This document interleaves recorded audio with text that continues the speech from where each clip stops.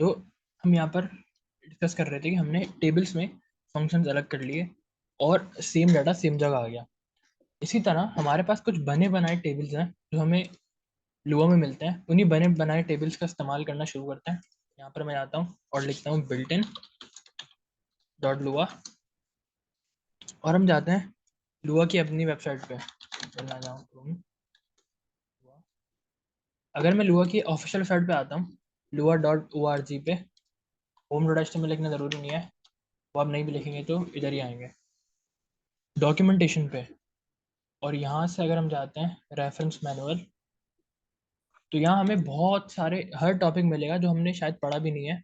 लेकिन यहाँ पर अगर हम देखें तो डीबग नाम का एक टेबल है, ओएस नाम का एक टेबल है, और हमारे पास स्ट्रिंग नाम का एक टेबल है। यानी जो स्ट्रिंग हम बात कर रहे हैं डाटा टाइप की, उसका भी एक टेबल बना हुआ है और उसके भी बहुत सारे फंक्शन है जो हम इस्तेमाल कर सकते हैं। इनको हम कहते हैं लाइब्रेरीज, बने बनाए फंक्शन जो हैं।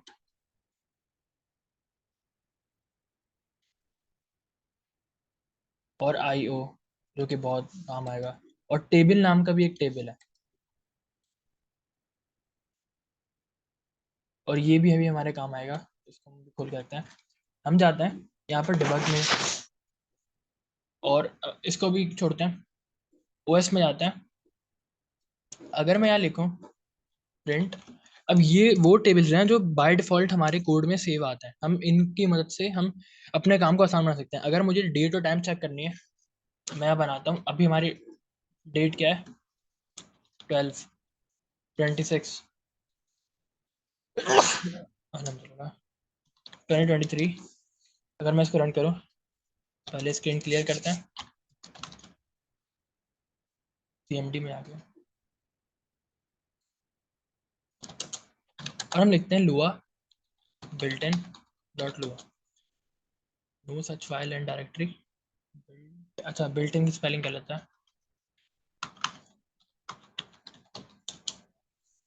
तो यहाँ डेट आ गई, लेकिन अब कल मुझे कोड में आके दोबारा डेट चेंज करनी पड़ेगी, परसों दोबारा डेट चेंज करनी पड़ेगी। इस तरह के बहुत सारे काम मुझे करने पड़ेंगे।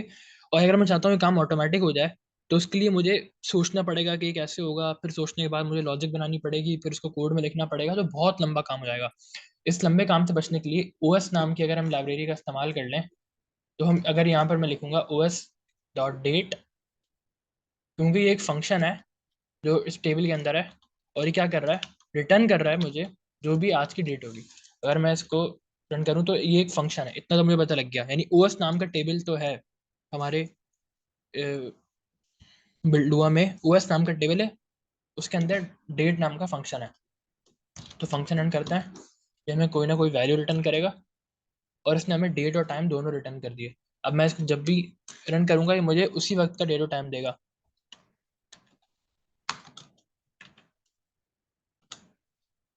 इसी तरह अगर हम जाएं यहाँ पर और देख सकते हैं,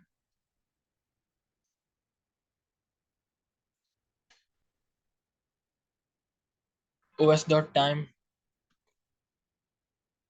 इसको यहाँ रन करके देखें, सेव करते हैं, रन करते हैं, और ये टाइम आ गया। अब ये टाइम जो है मिली सेकेंड्स में आ रहा है, इसको हमें कन्वर्ट करना पड़ेगा।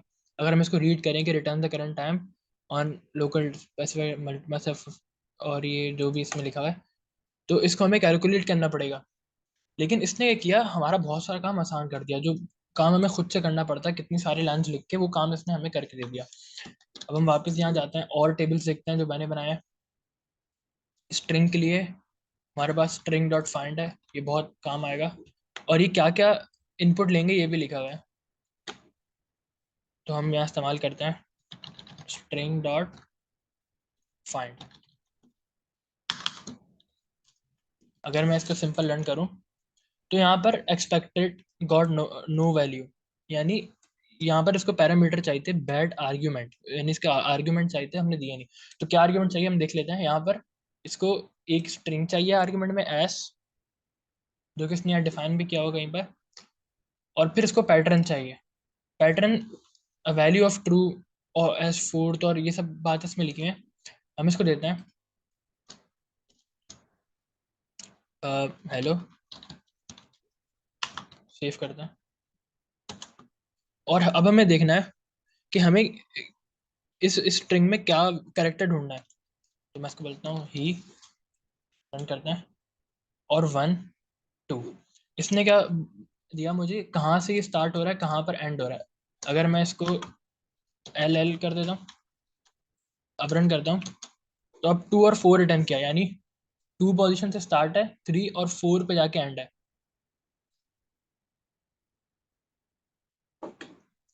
इसी तरह अगर हम देखें और भी बहुत सारे के लोअर,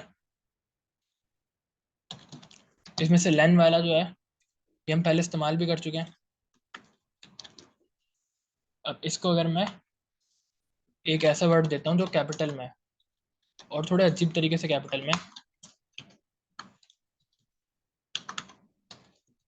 तो क्या करेगा, इस सब को लोअर में कन्वर्ट करके रिटर्न कर देगा हेलो वर्ड। और इस तरह अपर है, तो क्या करेगा, सबको अपर केस में कन्वर्ट कर देगा। इस तरह नंबर्स हैं,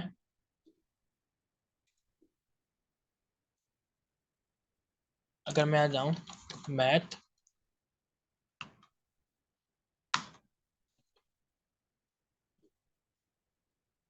डॉट फ्लोर डॉट, यहाँ पर ढूंढते हैं स्क्वायर रूट, और इसको मैं दे दूँ 9, तो आंसर आ जाएगा 3। तो ये काम मैं खुद अपनी कैलकुलेशन से भी कर सकता था, लेकिन बहुत सारा टाइम मेरा बच गया। मैंने simple math dot square root लिखा और इसको अपना इनपुट दिया और मेरे पास रिटर्न वैल्यू आ गई। इस तरह और भी बहुत सारे फंक्शंस हैं। इस तरह ये बहुत इंपॉर्टेंट है, आई ओ इनपुट आउटपुट, ये फाइल्स के साथ काम करने के लिए बहुत इंपॉर्टेंट है। इसी तरह टेबल्स में ये बहुत काम आएगा।